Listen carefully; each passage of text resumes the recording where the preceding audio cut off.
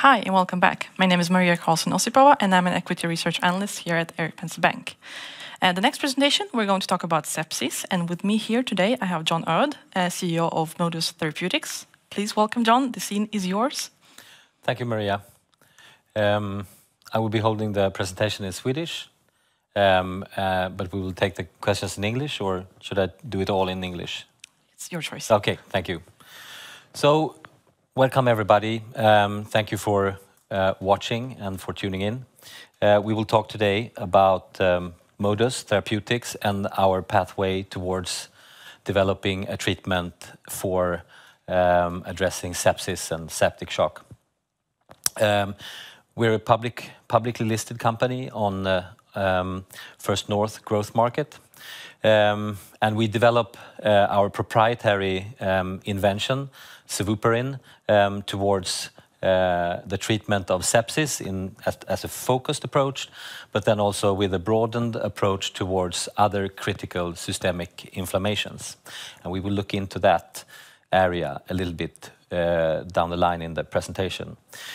Sevuparin is a unique proprietary heparin-like molecule in which modifications have been chemically induced that purvey a marked attenuation or a lack of blood thinning ability, which is otherwise a characteristic trait for heparins. In our preclinical work, we have found that Sevuparin has the ability to protect the inside of the blood vessels during septic inflammation and systemic inflammation. So, at present, and the last year, we have been running a phase 1b study as the first study in our sepsis program, and that study is an LPS provocation study where healthy volunteers are subjected to a bacterial toxin, and this produces a septic-like reaction where we can study the effects of our drug. That study is in readout phase now, and we are preparing the analysis of the data, so looking forward towards the end of Q4, early Q1 for top-line data disclosure.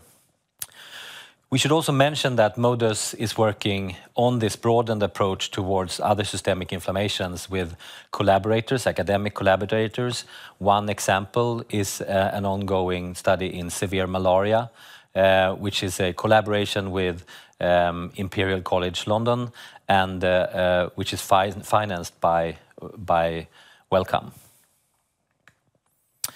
So, a brief look at the team. We have a very contained cost footprint where myself and our CFO, Claes Lindblad, are running the company in its daily activities, together with a very engaged and experienced board led by Viktor Dvorta, the CEO of Karolinska Development, which is the company that is our largest shareholder.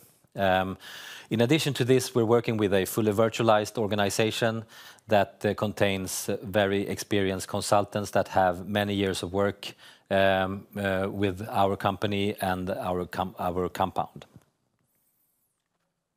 So let's go directly into the why. So why would one try to develop a drug towards sepsis? Well, I think many people are still surprised when we talk about the global sepsis situation. This is one of, if not the most important cause of death and morbidity globally. So we're looking at around 50 million cases globally per year, of which 11 million deaths are ensuing. And for a market like the US, this means around 2 million patients cases per year, and for the Swedish market, around 40,000. And to place this into a context, this means that the number of sepsis cases in that comparison is more than the 4 most common cancers. So the combination of the fact that this is a very common disorder, but also serious enough so that in the most severe case, septic shock, where the sepsis reaction has gone the furthest down the line, the mortality is still around 30%. And in the general population of sepsis, it's around 15 to 20%. So still a very high mortality. And not to forget that the ones that get out on the other side of a septic episode are often severely affected by sequelae or side effects of the infection. It is not uncommon with losing limbs, or you can also have very severe side effects like mental confusion for long after the sepsis episode, as well as blindness. Just to mention a few examples. I should also mention kidney failure, which is also a common enough severe morbidity following on to sepsis. There are no specifically approved drugs today for sepsis. And when I say specifically approved, when I say that, I mean drugs that can further the treatment that is already given. Today, standard of care are intensive care drugs and intensive care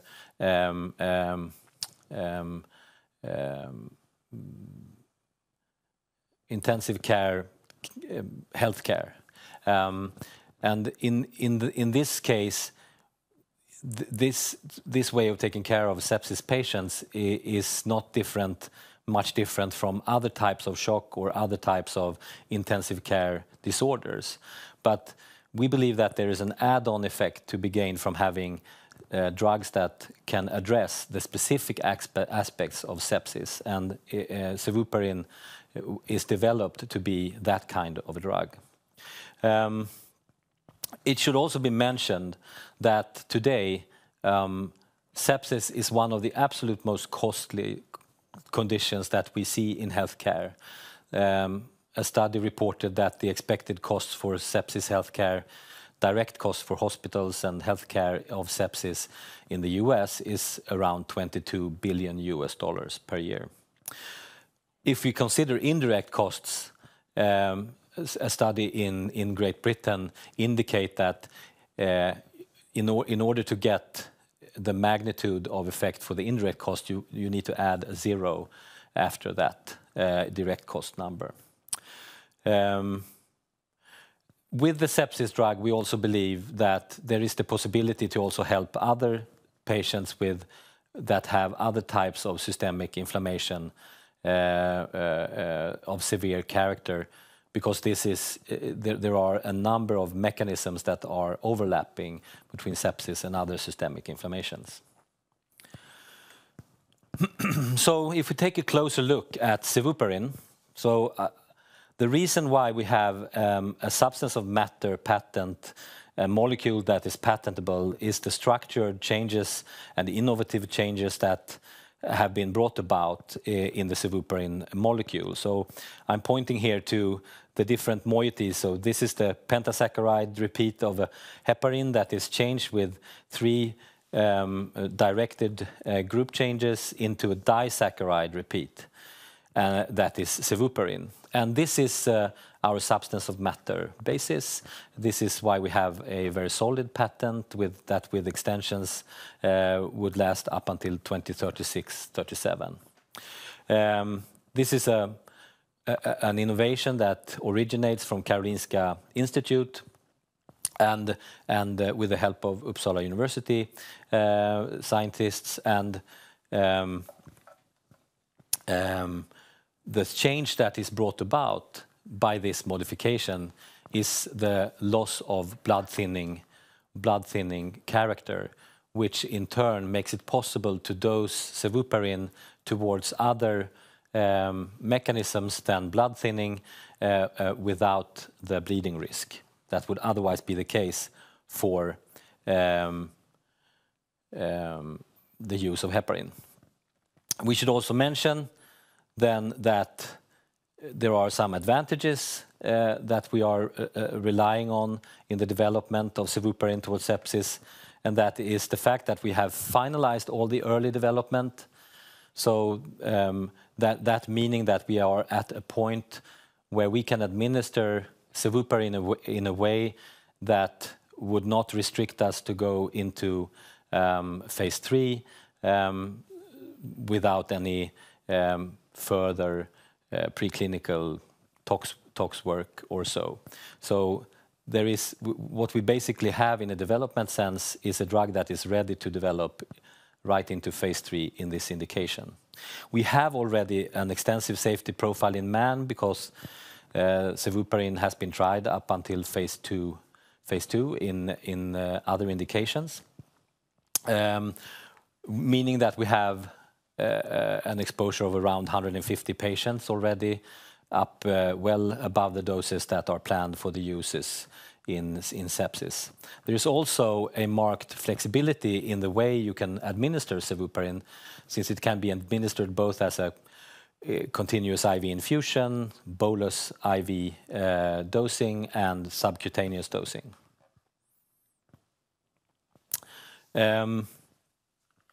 So here let me see just that we have the right order of these things. Okay. So looking then at Sevuparin and its effect in our preclinical model that instigated the work towards sepsis.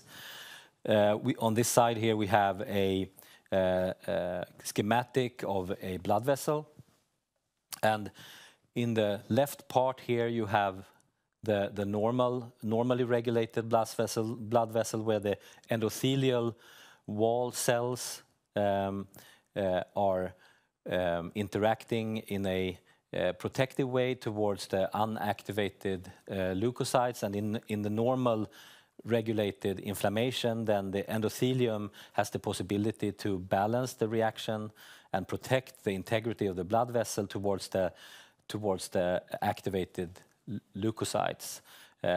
These cells here are activated neutrophils that we believe are central to the reaction and the action of Sevuparin. However, when there is a contact of bacteria directly into the bloodstream, sometimes there is an exaggerated inflammation that leads to septic inflammation, and that exaggerated inflammation disrupts or threatens to disrupt the endothelium, since its coverage, which is not visible here, but on the surface of the endothelial cells, there is a covering layer of heparin-like molecules, so to say, of glycosaminoglycans that manage the interactions between activated leukocytes and the rest of the body, or the inside on the other side of the vessels. And this layer is threatened to be stripped off during septic inflammation. And in that case, what we believe is that the direct contact with the particles that are in an exaggerated way available at the septic situation threatens to harm the endothelial cells due to the lack of that surface. And with Sevuparin, we believe that Sevuparin has the ability to replace or to neutralize these harmful agents that otherwise would threaten to further the damage to the endothelial cells. And the reason why we believe that is that in our animal models, we can see that when we subject mice to septic inflammation, there is a swelling of organs. In this case, we look at the lungs, which is a common enough finding in septic patients, threatening the lungs. And this swelling, of course, is a serious threat to the vital function of the lungs. And we can, in this group here, the neutrophils have been neutralized or alleviated or removed. And we can there see that this kind of reaction is due to these activated cells. but we can also instead use Sevuparin to achieve the same effect. When we do so and look into the plasma of these treated mice, we find that Sevuparin can bind a large number of these factors that otherwise would harm or threaten to harm the insides of the vessels. If we do it in human cells, there is a similar result. We have these kind of cells here, endothelial cells that grow confluently and tightly onto a cell flask, with challenged by bacteria and neutrophils. You see how this opens up, but with Sevuparin there is more integrity of that cell surface. So what we believe is that in this situation, Sevuparin may have the ability to alleviate the pressure on the endothelial cells by neutralizing the inflammation that would otherwise be exaggerated and threaten the circulation. So how we address this in a clinical program, I mentioned the phase 1b study where we instigate a kind of we induce a kind of artificial sepsis reaction in healthy volunteers, where we evaluate 3 different doses of Sevuparin against placebo, and we have the possibility here to see what kind of dose we could take forward into the next trial, which is planned to be a patient trial. And the first patient trial with patients that are septic.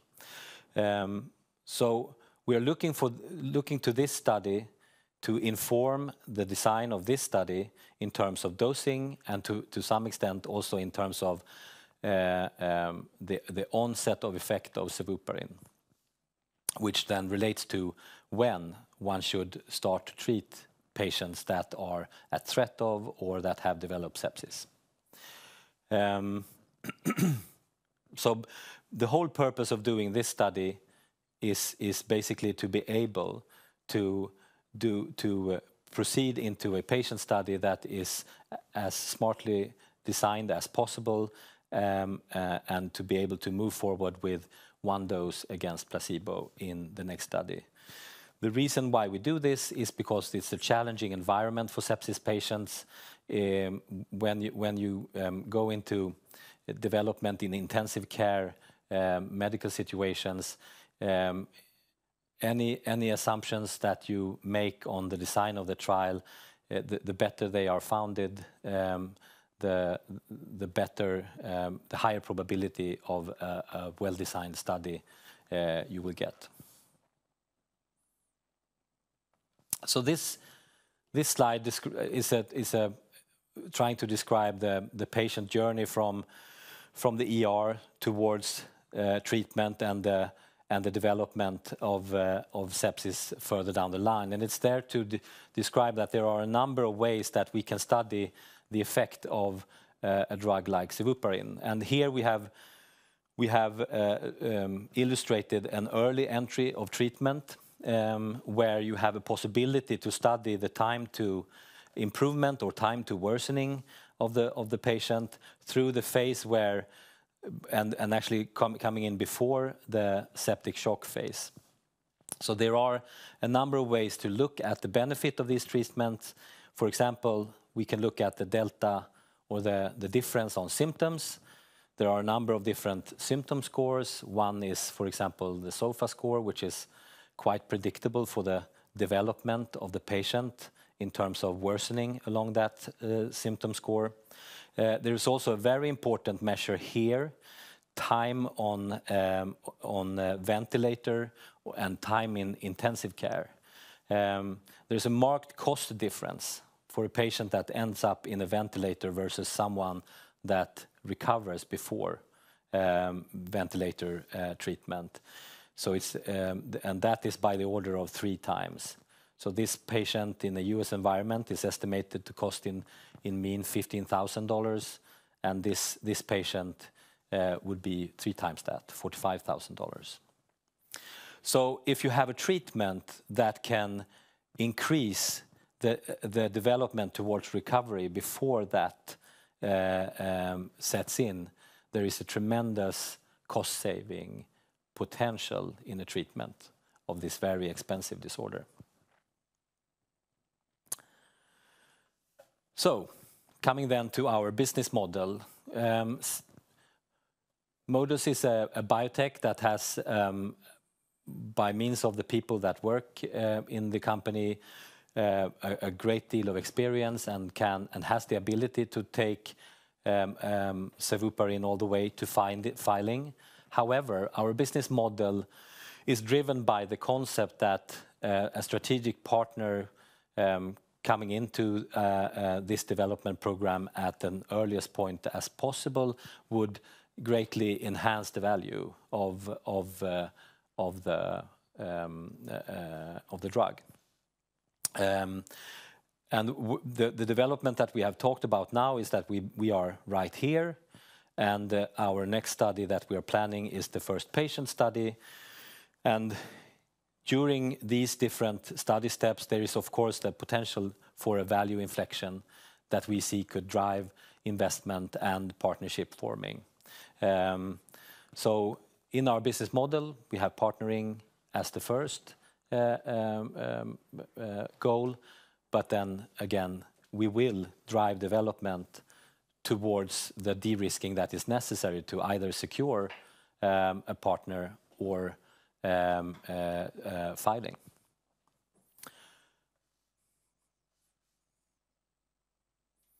So then to summarize, Modus Therapeutics develops its proprietary innovative heparin-like drug Sevuparin towards sepsis and other systemic inflammation of severe kind. The effect of Sevuparin serves to protect the inside of the blood vessels in these kind of severe reactions. We have a drug that is per se already phase 2 ready and has the possibility to enter into all phases of development in the sepsis development program without further preclinical or regulatory work.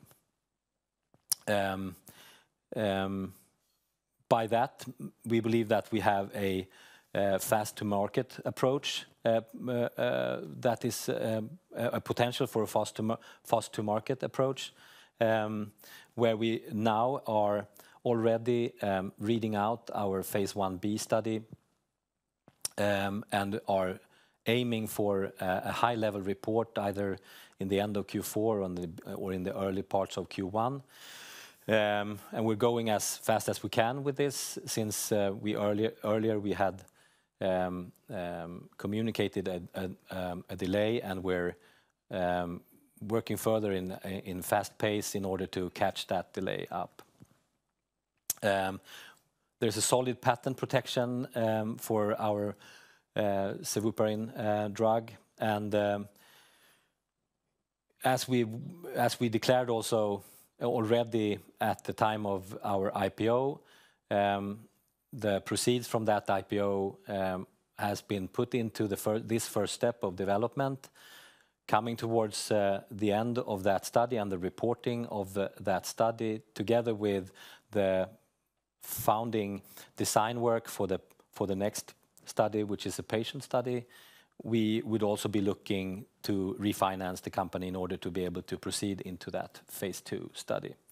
And we're doing so by actively exploring any opportunities that we see for partnering or licensing with relevant external parties, but also other possibilities for financing. Thank you. Thanks a lot, John. It was very interesting to hear about Modus. And I do have some questions, no? Yeah. And I would like to start with maybe a pretty easy one. Sepsis can be quite a misunderstood condition. And you've talked a little bit about the patient journey, what happens to the patients if they have sepsis. Could you tell us a little bit about the patient populations? Who are the patients who get sepsis?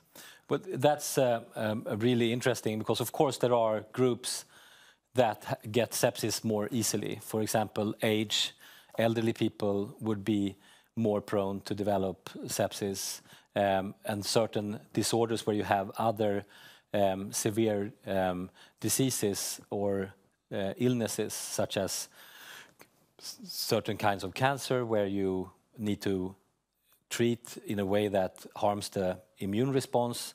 There you see sepsis in a higher degree, or whether you have been subjected to some bigger trauma or bigger surgery, for example, and already are committed to the hospital. We see sepsis more often in these groups.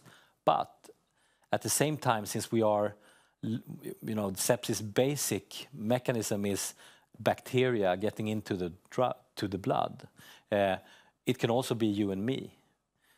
And that is then out to our individual immune responses to any individual or harmful bacteria. There are no, so to say, guarantees. So the group is quite broad. Yeah, those make the whole indication very broad. Yeah. And even though there are non-approved treatments for now for sepsis, but it's not like it's a road not taken. There are some other actors maybe discovering these opportunities. How's the competition situation for Modus? Yeah, there are other companies that develop sepsis drugs. There are also other initiatives, more like medtech, blood filtration devices, and so on. But if we stick with our direct competition, those who are developing drugs, there are 3 programs that I believe are ahead of us, and they all have their own. They all have their own way of addressing the aspects of sepsis. But they're all doing it by a more narrowed approach than we are running. Our drug, as I showed, has a quite broad grip over a number of factors that are affecting the septic situation. And our competition are more looking towards a personalized medicine approach, where a biomarker that is the designated target of their respective drugs are needed to analyze what patients should get the drug or not. So, and that is a very fair approach if you have a very specific drug. But we have a very potent drug that addresses a number of factors in this multifactorial disorder. So that's a difference. That we also have a drug that can rely on a very good tolerability. We are very much like heparin, and heparin has been used in more than 40 years in almost uncountable numbers of patients. So we don't see any reason to believe that we have, apart from the lack of blood thinning, that we have a tolerability profile that differs from that of heparin.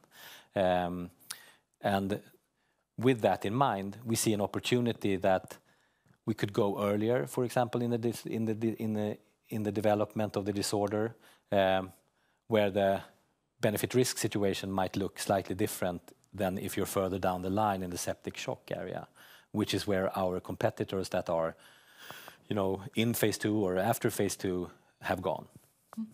So that's the edge here. Yeah. You did have some hiccups with the timeline for this project, but however, it does seem like you're almost back on track.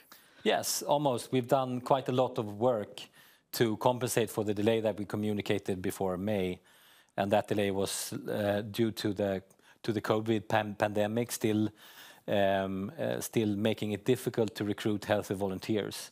So even if we started the study, right before the entry of the Omicron variants, which also corresponded to the time when we started to see less effects generally on the society from the pandemic.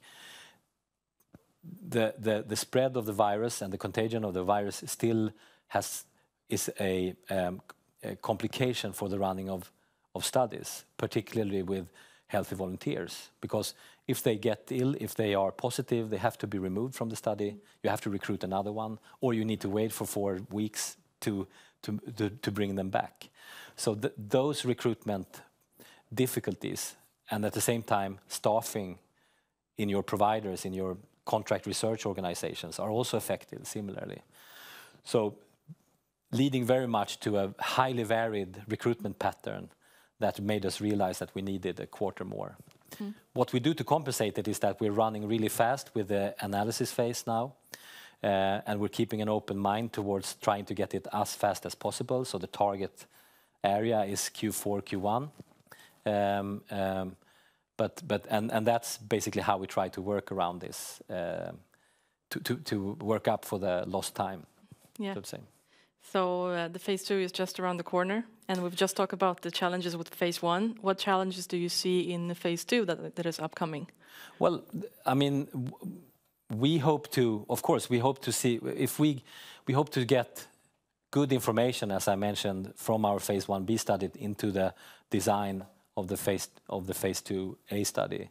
And we also hope to get good dosing information that kind of complements our preclinical data in terms of dose selection, so that we can limit the scope of that first proof of concept study. That of course relies on the fact that we do get meaningful data from the study that we're running. So that's one challenge. Another one, as I mentioned, is looking ahead.